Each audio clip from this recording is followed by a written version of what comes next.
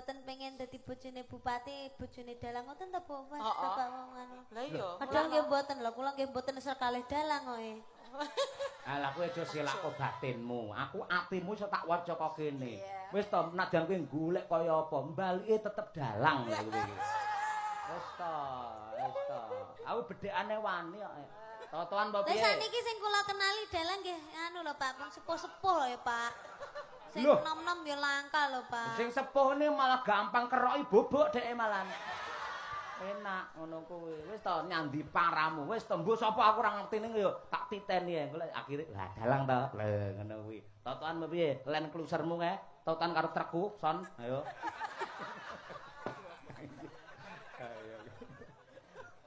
Ayo. Ayo, Bukesi. Ayo. Ya. Sing gedhe Pak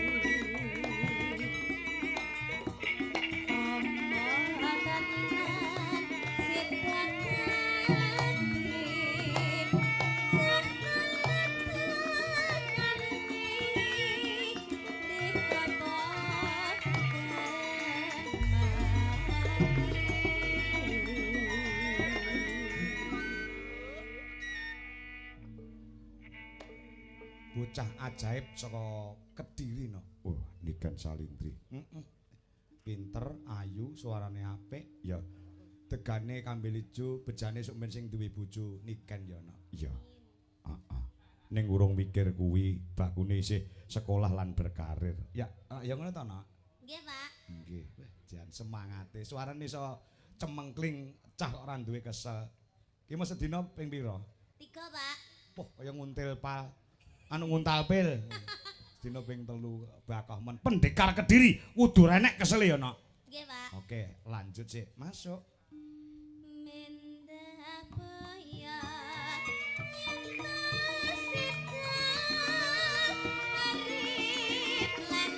Kedua, garap instrumen gamelan Bali.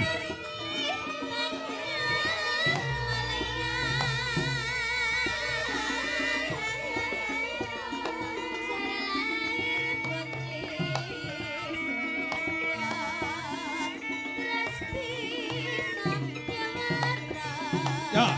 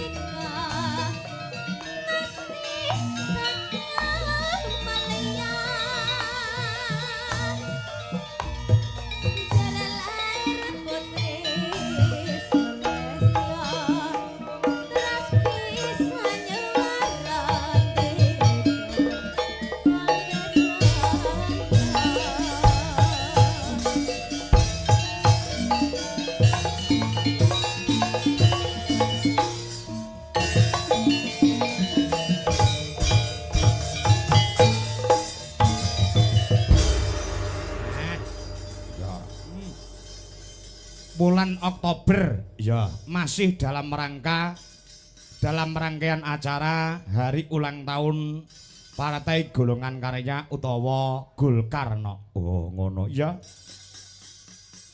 Ingkang kaping pira? Pak insyaallah ingkang kaping 60. Oh ngono ah. 60 tahun utawa 60 tahun ya. Dasare Partai Golongan Karya atau secara umum disingkat Partai Golkar adalah sebuah partai politik di Indonesia yang didirikan sebagai sekretariat bersama Golongan Karya pada tahun 1964 utawa 1964 ya. Dan berpartisipasi untuk pertama kalinya dalam pemilihan umum nasional 1971 sebagai Golkar. Oh ngono ah. Dadi lahire Golkar kuwi tahun 1964. Nek ora kleru kuwi no. Ya. Mula beberapa tempat ya mengadakan wayangan sebagai wujud kecintaannya Partai Golkar terhadap pelestarian seni budaya utamane wayang kulit ya kaya ngono sengkut anggone para kadang-kadang saka ing Partai Golkar nggone nguri-nguri kelawan budaya barengi pengetan hari ulang tahun Partai Golkar yang ke-60. Oh, ngono ah. Ya. Mergo wis terbukti nek bahwasanya Partai Golkar ki partai sing hebat. Heeh. Partai sing hebat, partai yang solid untuk menuju Indonesia maju. Tepuk tangan buat Golkar di Indonesia. Wow. Kaya ngono ya, heeh. Ya.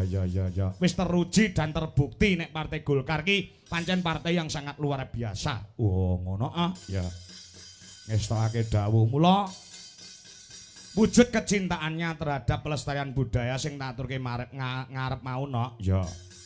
Iki bakale beberapa tempat digelar wayangan sing pertama kali kala wingi tanggal 18 Oktober kuwi rangkaian HUT Golkar ke-60 wayangan ana ing lapangan Gunung Sewu ana ing Kepuh Kertosana Kabupaten Nganjuk ya sing diprakarsai dening panjenengane tokoh spiritual budaya ya ngono ah uga sesepuh Partai Golkar ya kuwi panjenengane Rama Widodo kuwi tanggal 18 kepungkur ya lah tidak mau ketinggalan pada malam hari ini juga diadakan HUT Partai Golkar ya sing diadani ana ing Desa Jati Kalen. Oh, ngono ah. Ngiras pantes tasyakuran panjenengane Bapak Muhammad Sapi'i sebagai anggota DPRD Kabupaten Nganjuk. Oh, ngono ya ya. Iya. Luar biasa heeh. Sing angka 3 bakal digelar ana ngendi? Sing angka 3 wa insyaallah Partai Golkar akan wayangan lagi ana ing Kabupaten Trenggalek. Kuwi tanggal 2 November. Oh, ana Trenggalek. Heeh, dibacutke tanggal 16 ana ing Kota Pahlawan Surabaya November. Heeh, kuwi malam Minggu no. Oh, malam Minggu. Heeh. Kuwi sing kaping 4. Heeh. Iya. Ingkang kaping 5 kapan? Ingkang kaping 5 fa insyaallah engko nek ora tanggal 23 apa tanggal 30 November kuwi pas malam Minggu ya. Nang ngendi? Ngenteni panjenengane Pak Haji Karyo sing nanggap sumben tanggal kuwi.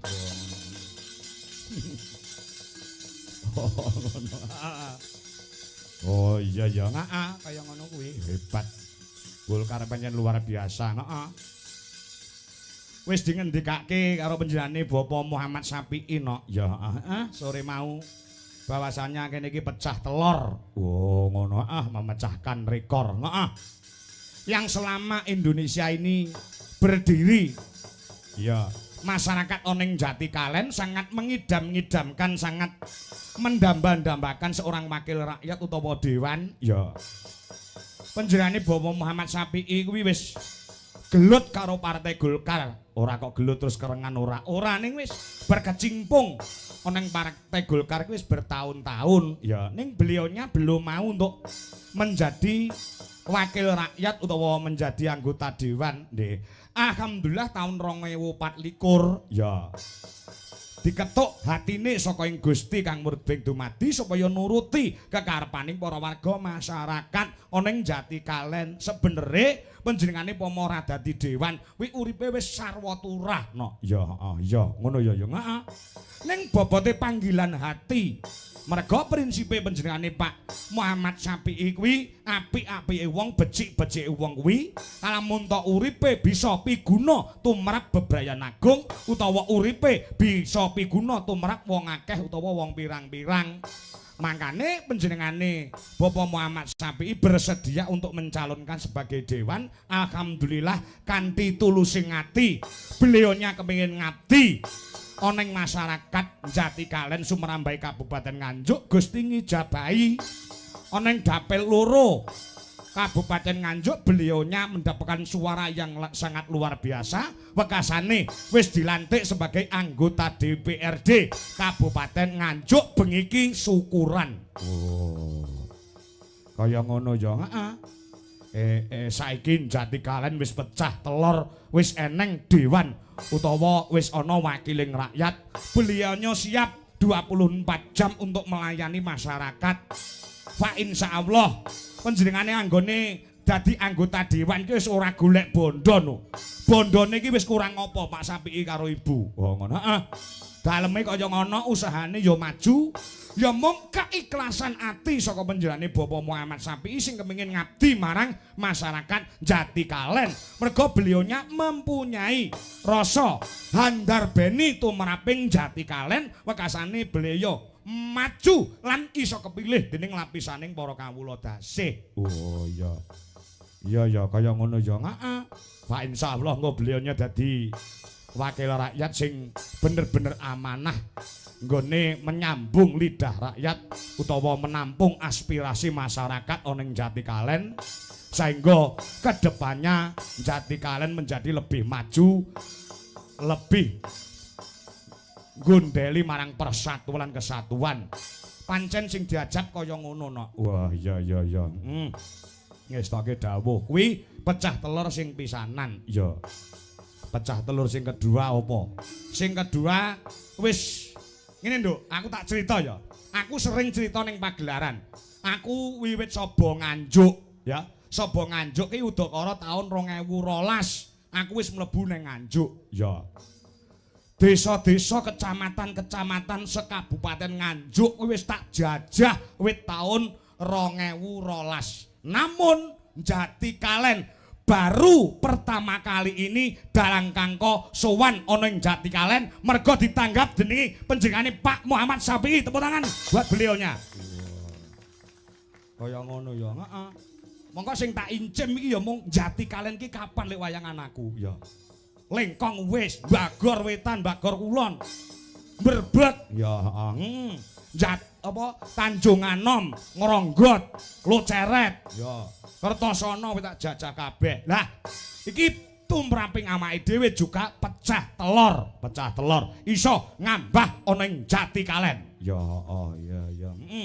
Pecah telur yang ketiga selama saya menjadi dalang wiwit tahun 96 97 baru kali ini ditanggap wong blas ora dinyang. Oh ngono. Kaya ngono ya, heeh. Iya. Luar biasa wong piyaine kaya ngono kok. Heeh. Le grapyak le semanak karo ibu aku teko sore mau langsung bae ya. Oh ngono. Heeh. Monggo Mas Kongko engko pinarak mriko. Heeh. Ya. Ya, matur sembah nuwun wis pokoke muga-muga awake dhewe isanin jurung pandonga kedepannya Partai Golkar tetap semakin solid Kang Sarto, semakin maju dan selalu berkarya untuk rakyat, untuk masyarakat Indonesia. Amin. Ya, Yo ngaturke lelagon apa? Mars Partai Golkar. Ya, Mars Partai Golkar. Ya. Kanca-kanca Dwijo Laras Indonesia. Ya, komplit kabeh mangkat iki. Ya, yogane utawa panjake nganti turah-turah. Oh, ngono ah. Nek lumrahe yoga dalang ki wong 18, ya. Wong 19, ya. Iki enek wong 17. Ya. 17 enom kabeh ora nek sing tuwek, sebabe tuwek sithik tak pateni masalah. Ya. Ngono ah, ya. Ganteng-ganteng bergas-bergas, ya cemlorot-cemlorot kabeh, ya. Sret-sret-sret. Yo sing semangat kanca-kanca Waranggana juga kanca-kanca Wiraswara.